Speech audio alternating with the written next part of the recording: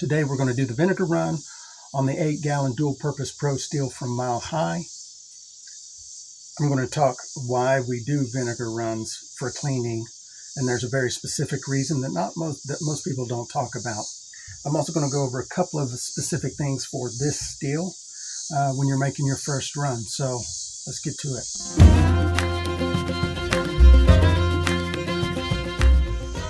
So when you have a new steel, you want to be sure and clean the steel before you do any real runs. And especially if you built the steel yourself, there's going to be all kinds of solder, flux, and stuff around the copper joints. You want to be sure all that gets cleaned up really good. Two things you want to ask if you're buying a new steel. Do you guys do any cleaning before it gets shipped? And what kind of cleaning procedure do you recommend I do? That all being said,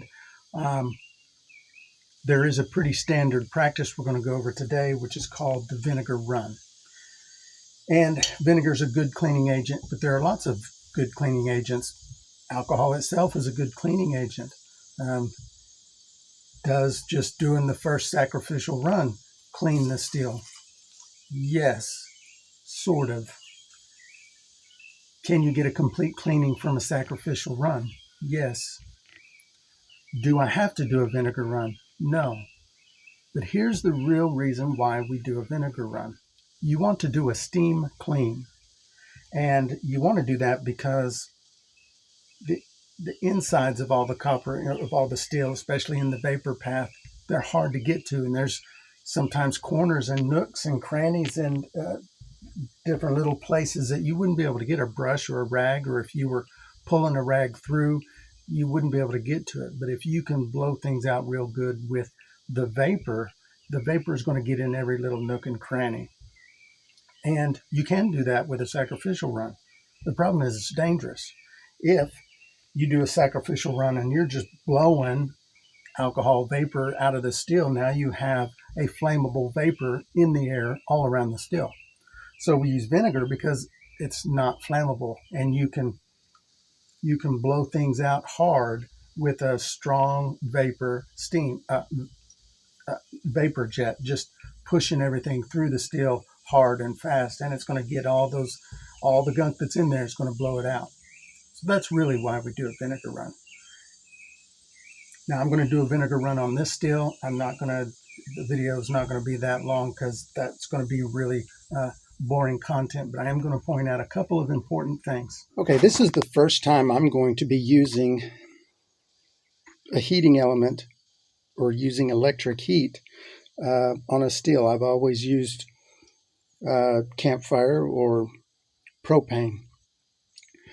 Now there's one really important thing to consider if this is your first time using electric. If you can see that heating element down there, that has got to be completely covered with liquid.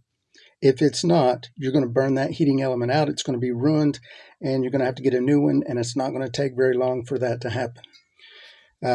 It can happen with just in a matter of minutes. So do a test, pour liquid, measure how much liquid has to be in the steel for that to be completely covered. And then you'll also have to add to that, because as you cook, as you boil whatever liquid is in there, that liquid level is going to go down. So that's what I'm going to do now. I'm going to pour gallons of water into this steel until I know exactly how many gallons completely cover that heating element. So for the 8-gallon milk can steel from Mile High Distilling, that is 2 gallons of water, and the heating element is completely submerged. It actually was completely submerged at just under 2 gallons, like, I would say 2 3/4 gallons, and it covered the element. So for this vinegar run, I'm going to do 4 gallons.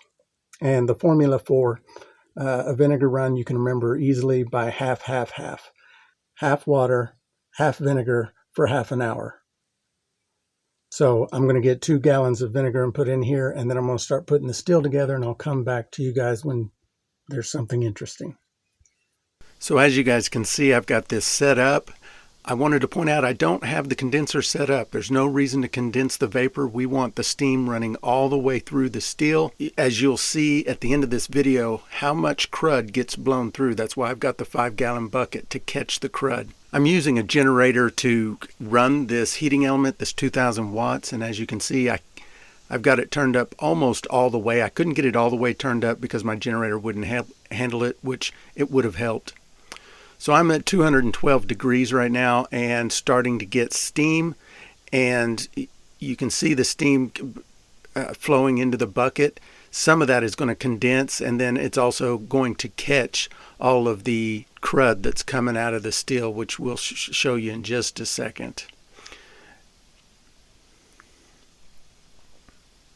And so as I get focused down here into this bucket, you can see just the amount of just little particulate stuff that was in the steel. And this is why we do the vinegar run. You don't want this stuff getting, this will come out in your run. If you don't do a cleaning run first, this is what's going to end up in your moonshine. So this is why we do the vinegar run.